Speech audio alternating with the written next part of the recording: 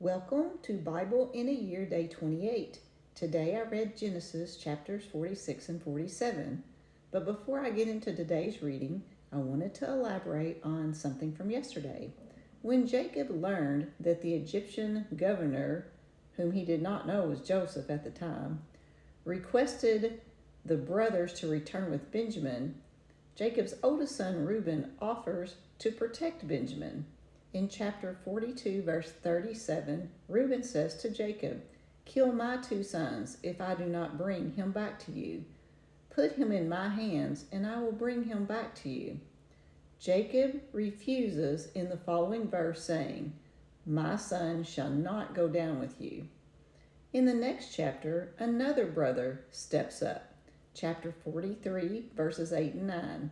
And Judah said to Israel his father, "Send the boy with me, and I will arise and go.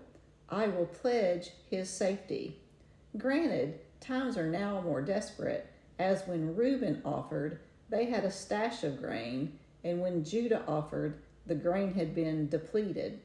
However, I think it's interesting that the brother that is in the lineage of Jesus is the brother Jacob entrusted to protect Benjamin. Furthermore, we see a picture of what Jesus did for all of us by offering himself for our sins. When Joseph plans to retain Benjamin as a servant, Judah steps up and says, "Now therefore, please let your servant remain instead of the boy as a servant, and let the boy go back to his brothers." And now for today's reading. Joseph's entire family, all of the descendants of Jacob, resettle in Egypt in Goshen. Joseph is reunited with his father Jacob. During the famine, the nation of Egypt becomes quite prosperous. All of the money had been collected to sell grain to the people, so Joseph begins trading the grain Egypt stored for livestock. Once all of the livestock has been traded to Egypt, he then began allowing them to trade their land for grain. Some think Joseph was being heartless. The people seem grateful. Chapter 47, verse 25.